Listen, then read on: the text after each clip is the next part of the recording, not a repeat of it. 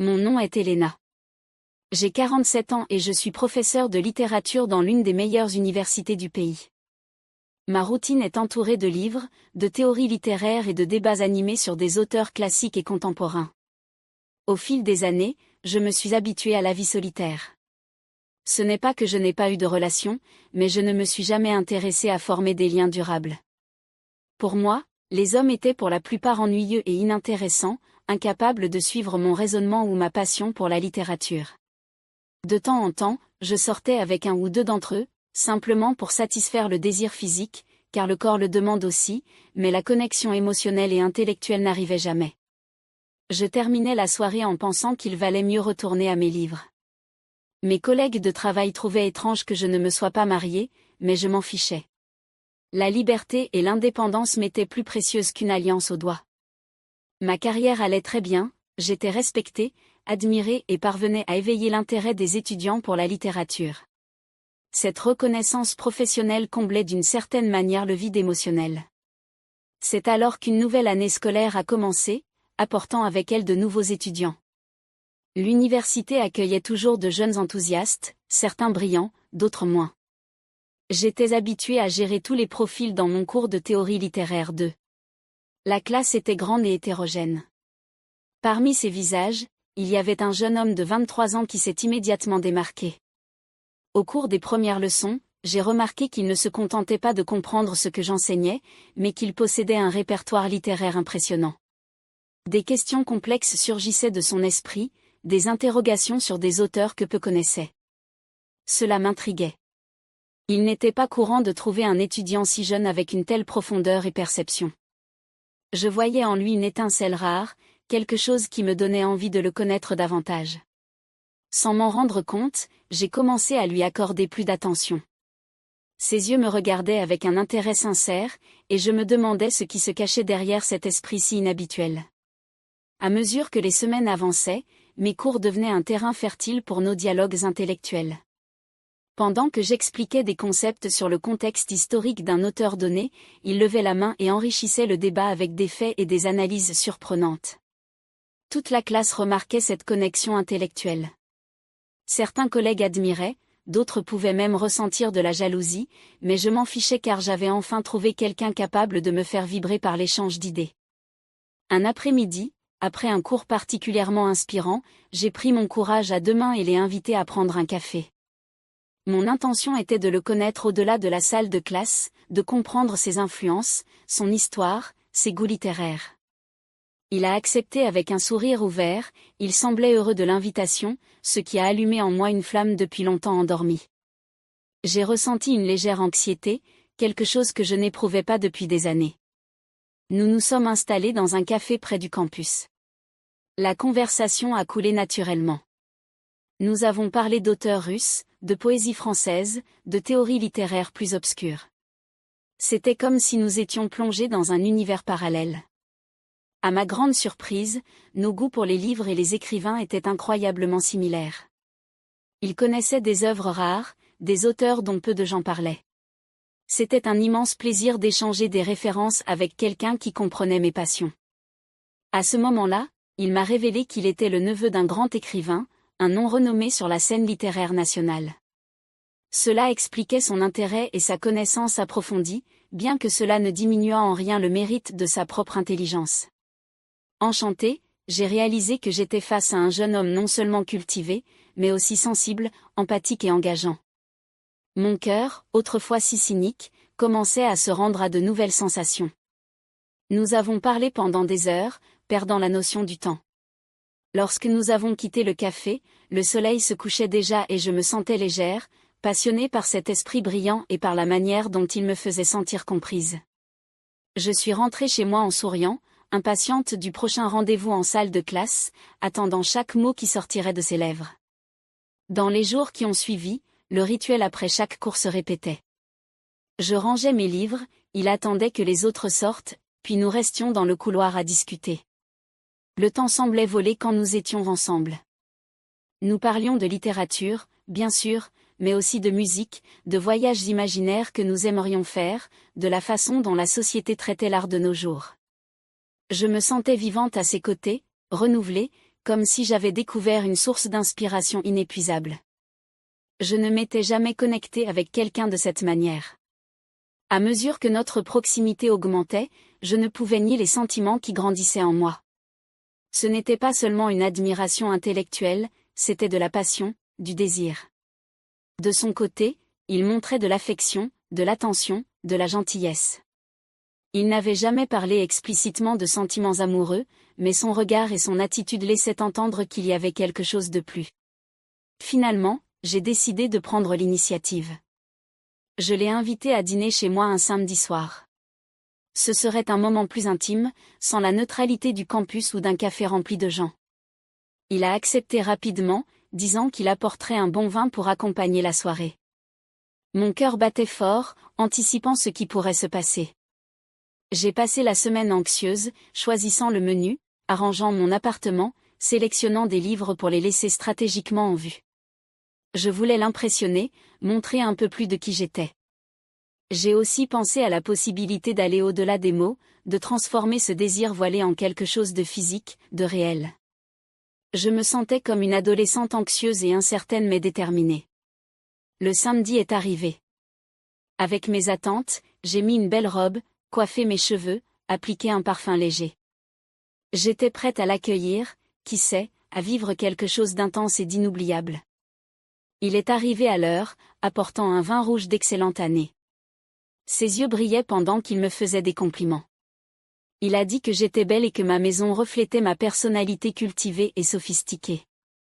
Nous nous sommes assis à table, dégustant le dîner que j'avais préparé avec soin. La conversation a coulé comme toujours, naturelle et profonde. Nous avons ri, trinqué, échangé des regards qui en disaient plus que 1000 mots. Après un certain temps, nous avons quitté la table et sommes allés sur le canapé. Là, j'ai continué à parler des livres rares que je possédais, tandis qu'il s'approchait peu à peu, m'enveloppant de sa présence chaleureuse. Mon cœur battait la chamade. Je voulais le sentir plus près, connaître le goût de ses lèvres. La tension dans l'air était palpable et le vin n'a fait qu'audacieux.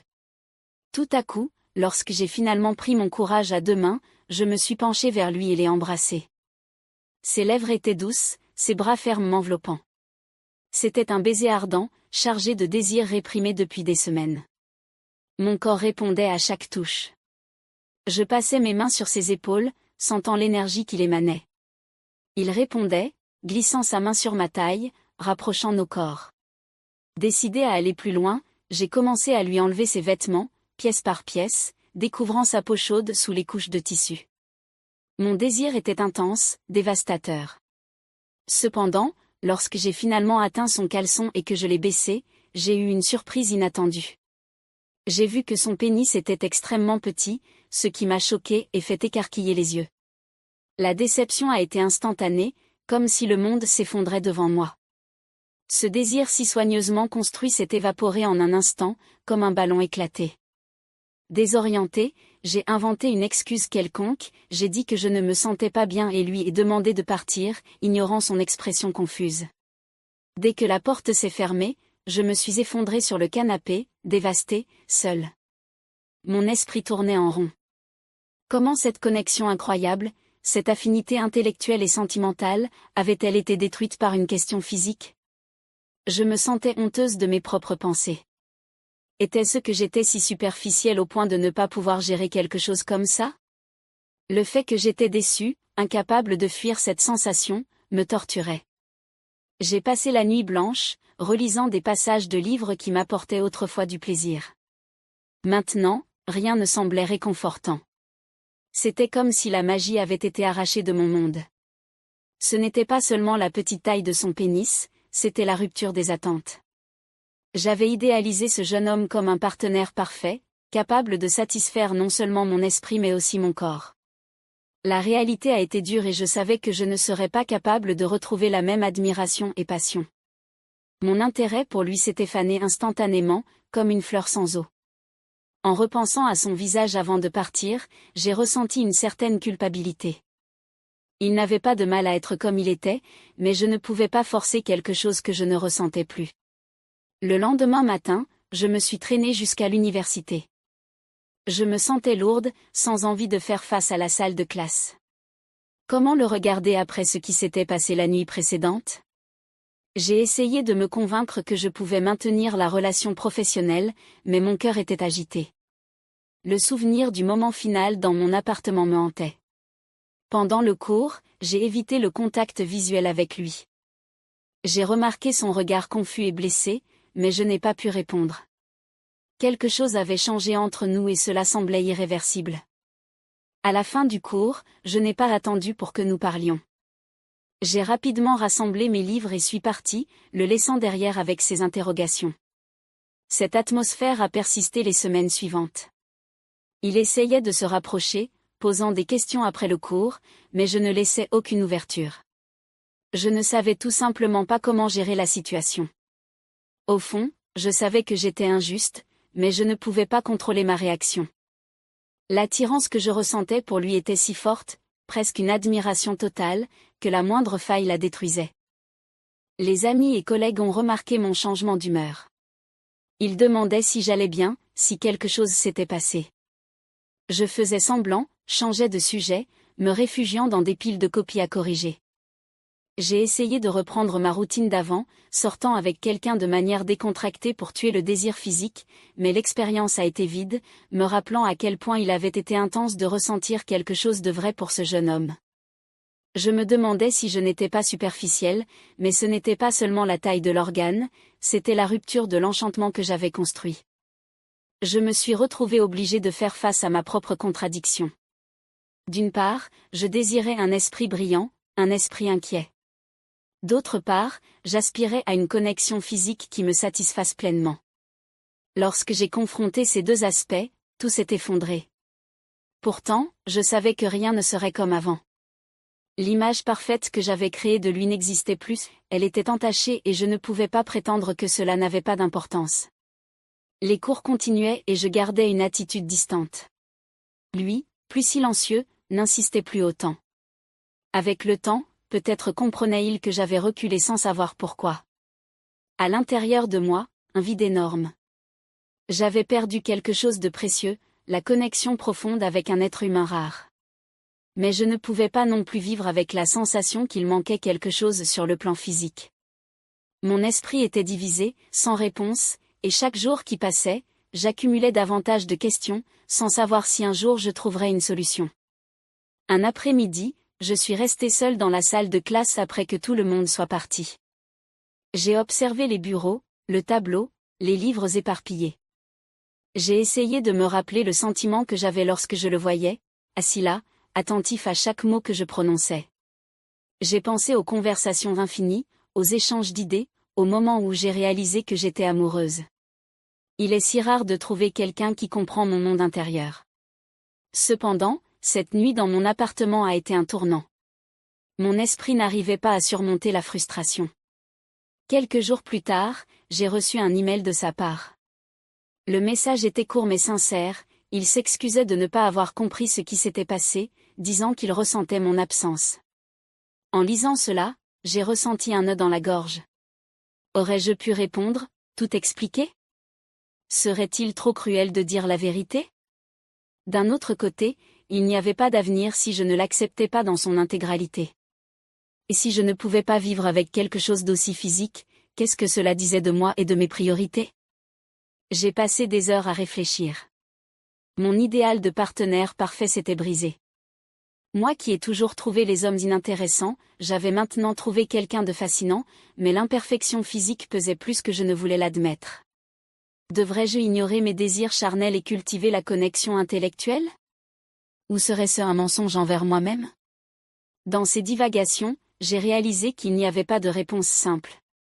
Ma vie était dans une impasse inconfortable, reflétant mes fragilités. Jugé, dehors, le soleil se couchait.